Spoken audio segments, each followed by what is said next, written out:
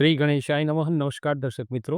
મંગળનું રાશિ પરિવર્તન ક્યારથી છે અને ક્યાં સુધી છે અને તમારી રાશિ ઉપર કેવું ફળ આપનારું બની રહેશે તે વિશેની માહિતી. મંગળનું કર્ક રાશિમાંથી, ચંદ્રની કર્ક રાશિમાંથી એટલે કે મંગળની નીચ રાશિમાંથી મંગળ સિંહ રાશિમાં, સૂર્યની અધિપત્યવાળી સિંહ રાશિમાં ગોચર કરશે. તારીખ 6/6/2025 જેઠ સુદ એકાદશી, નિર્જલા એકાદશી છે. એ દિવસે શુક્રવારે મધ્યરાત્રિએ 2:12 મંગળ સિંહ રાશિમાં પ્રવેશ કરશે, જે તારીખ 28/7/2025 શ્રાવણ વદ ચોથ સોમવારે સાંજે 7:58 સુધી સિંહ રાશિમાં રહેશે, નિર્ણય સાગર પંચાંગ અનુસાર. ત્યાર પછી બુધની અધિપત્યવાળી કન્યા રાશિમાં મંગળ રાશિ પરિવર્તન કરશે. અહીંયા સૂર્યની રાશિમાં મંગળ આવશે ને, એટલે સૂર્ય મંગળથી અંગારક યોગ બનશે. અંગારક યોગ એટલે નાની નાની વાતમાં ગુસ્સો, અગ્નિમાં જેમ ઘી નાખો અને જેમ ભડકે ને એમ અહીંયા અંગારક યોગ આવો બનશે, જે દેશ માટે, વ્યક્તિગત માટે, દરેક માટે એની અસર જોવાશે. સૌ પ્રથમ જાણીએ તો મંગળ કેટલા લોકોને પ્રભાવિત કરે છે, કઈ કઈ વસ્તુઓ પર અસર કરે છે, તમને કેવું ફળ આપશે એ પણ આપણે આગળ જોઈએ. તો મંગળ શુભ ફળ આપશે તો શું અનુભવાય? મંગળ સારો હોય ને તો કેવું ફળ આપે એના વિશે પહેલાં જોઈએ. તમારો જુસ્સો વધે, કેમ કે મંગળ જે છે ને એ લોહી તત્વનો છે, એટલે તમારો આત્મવિશ્વાસ, તમારો જુસ્સો વધે, ભાઈઓનું સુખ મળે. મંગળ ભૂમિપુત્ર છે, એટલે સ્થાવર સંપત્તિથી પણ લાભ કરાવે. શુભ મંગળ તમને ભૂમિ સુખ, ધન સુખ, પુત્ર સુખ, કામનાઓ પૂરી કરે, શત્રુઓ પર વિજય અપાવે, વિદ્યા પ્રાપ્તિ સારી કરાવે, ઐશ્વર્યની પ્રાપ્તિ કરાવે. અને એવું કહેવાય છે કે અભિષ્ટ સિદ્ધિ અપાવે. એમાં બધું આવી જાય. અભિષ્ટ સિદ્ધિ એટલે ઘણું બધું એમાં આવી જાય, સંપૂર્ણ વસ્તુ. તેમાં એવું કહેવાય છે કે ધર્મ, અર્થ, કામ અને મોક્ષ આ મંગળ સારા હોય ને તો મળતું હોય છે. આયુષ પણ સારું આપે. હવે જોઈએ કે આ તો બધું શુભ મંગળથી છે, પણ અશુભ મંગળ, બદ મંગળ હોય, અશુભ હોય, સારું ફળ ના આપતા હોય તો શું અનુભવાય? તો સૌથી પહેલાં તો વિચારોમાં ફેર પડે, ક્રૂર વિચાર આવે, ઉતાવળિયો નિર્ણય, પછી કુટુંબમાં ક્લેશ, કટુભાષી બનાવે, અમુક વખત ધનની પણ કમી અપાવે, નાની નાની વાતમાં ગુસ્સો, વાદ વિવાદ, લડાઈ ઝઘડો, નિરાશા, આંખના ખૂણા લાલ રહે, ઓપરેશન થાય, આવા બધા યોગ થાય. અતિશય કાળી મજૂરી કરાવે, હતાશા, ઋણી બનાવે, કર્જ વધે, મિત્રો સાથે સંબંધો વગાડે, એમાં પણ દોષ જોવાની ઈચ્છા થાય, પારિવારિક સંપત્તિમાં ઝઘડા કરાવે. હવે મંગળની અસર છે ને 1, 4, 7, 8 અને 12મા સ્થાને હોય ને તો એ મંગળ દોષવાળું એ સ્થાન કહેવાય. જેવા સ્થાનમાં મંગળ હોય તો માંગલિક કહેવાય, મંગળ દોષ. આ રીતે લગ્ન દોષનું આપણે જોતા હોઈએ છીએ કે માંગલિક છે કે નહીં. લગ્નમાં વિલંબ કરાવે, વચ્ચે લગ્નમાં પણ બ્રેક આવે. આ બધું બદમંગળથી અનુભવાતું હોય છે. મંગળનું શુભ ફળ ન હોય તો આ બધું તમે જોતા હોવ છો. બીજું આ તો કીધું 1, 4, 7, 8 અને 12મા સ્થાનમાં. એ સિવાય મંગળની દ્રષ્ટિ પણ 4, 7 અને 8મા સ્થાનમાં હોય છે. 8 ભાવ ઉપર એની અસર થતી હોય છે. કુંડળીના જે 12 જે સ્થાન હોય છે ને એમાંથી 8 સ્થાન ઉપર તો આ મંગળની અસર છે. એટલે જોવાય કે મોટે ભાગે આ મંગળ એ ઘણું બધું પ્રભાવિત કરે છે. અહીંયા શુભ અશુભ બંને તમે જુઓ તો સારા મંગળ તમને ખેલકૂદમાં પણ તમને સારું એવું એ કરે, યોદ્ધા બનાવે. મંગળનો પ્રિય કલર લાલ છે અને લોહીના કારક છે. આપણે વાત કરી બહાદુરી, પરાક્રમના પણ કારક છે.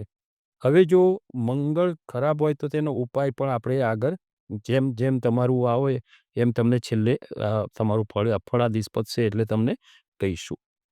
વૃષભ રાશિ, અક્ષર બહુ, તમારી રાશિથી ચોથા ભાવથી ગોચર થશે. ચોથું સ્થાન છે માતાનું સુખ, મિત્રનું અને વાહનનું સુખ. વૃષભ રાશિમાં સૂર્યમંગળથી છે ને અંગારક દોષ થાય છે, એટલે તમારી શુક્રની અધિપત્યવાળી રાશિમાં આ અંગારક યોગને લીધે તમારે અહીંયા બિલકુલ વાદ વિવાદ ટાળવાનો છે. વાદ વિવાદથી બચવું, કોઈ પણ સાથે ટસલમાં ન ઉતરવું, વાદ વિવાદ ટાળવો, ગુસ્સો ન કરવો. ગુસ્સો વધી જશે, શોર્ટ ટેમ્પરેચર, હાઇપર થવાશે. અમુક વાર એમ થાય કે મગજનો કંટ્રોલ ખોઈ બેસતા હોઈએ ને એવું ફીલ થાય, કેમ કે અગ્નિમાં જેમ ઘી નાખો ને અને ભડકે ને એવું આ એક અંગારક દોષ. કેમ કે સૂર્ય ધગધગતો અંગારો છે અને મંગળ પણ ગરમી છે, લોહી છે, એટલે અંગારા સાથે લોહી હોય એટલે લોહી ઉકળવાનું, ગરમી થવાની, ગુસ્સો આવવાનો. એટલે અહીંયા તમારે મગજ ઉપર પણ કંટ્રોલ ના રહી શકે એટલો ગુસ્સો થઈ શકે. ગુસ્સો થવાથી તમારે અમુક વખતે હાઈપર થઈ જવાય. એટલે અહીંયા તમારે ગુસ્સાથી બચવાનું છે. મિત્રોથી પણ અમુક વખતે ગુસ્સો મિત્રો પર આવી જાય. અહીંયા ચોથું સ્થાન માતાનું છે, એમની પણ સાથે અમુકવાર ગુસ્સે થઈ જવાય. વાહન ચલાવવામાં પણ અમુક વખતે આમ થોડું ધ્યાન રાખવાનું. એમાં પણ વાહન ચલાવતી વખતે વિચારો એ થઈ જાય. આ બધી સાવધાની રાખવાની અહીંયા તમારે જરૂર રહેશે આ યોગના લીધે. મંગળની ચોથી દ્રષ્ટિ તમારી રાશિથી 7મા સ્થાનેથી એટલે કે તમારા જીવનસાથીનું સ્થાન છે. અહીંયા તમારા જીવનસાથીથી વાદ વિવાદ ન કરવો. કોઈ પણ ટસલમાં ન ઉતરવું. અહીંયા બીજું તમારું પાર્ટનર, ભાગીદારી પાર્ટનર હોય એનું પણ આ સ્થાન છે. તો તમારે અહીંયા ભાગીદારી પાર્ટનરથી પણ તમારે કોઈ પણ વાતમાં જતું કરવાની ભાવના રાખવી. ગુસ્સો ના થાય એનું ધ્યાન રાખવાનું. બને ત્યાં સુધી તમારું શ્રેષ્ઠ હથિયાર છે મૌન. મૌન હથિયાર ધારણ કરવું. તમે કારણ વગર કોઈનામાં માથું મારતા નથી. આપણે આગળ વાત કરેલી છે, આગળ વખતની જે વિડીયો બનાવે ને એમાં કહ્યું છે કે તમે કારણ વગર કોઈનામાં માથું મારતા નથી અને તમારામાં કોઈ માથું મારે ને એ તમને બિલકુલ ગમતું પણ નથી.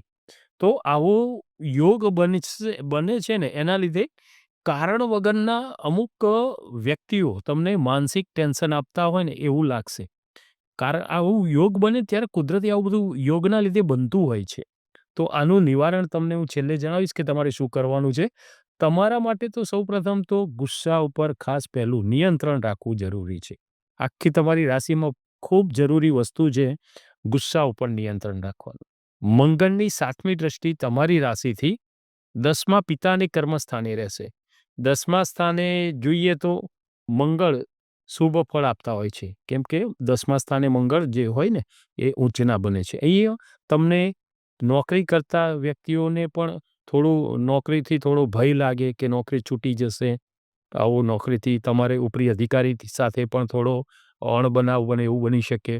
તમારા ગુસ્સાના લીધે સંબંધોમાં અમુક વખતે એ થાય. તો તમારે થોડું સાવધાની રાખવી કે ઉપરી અધિકારી સાથે ગુસ્સો ન કરવો, શાંતિથી રહેવું, શાંતિથી કામ પતાવવું.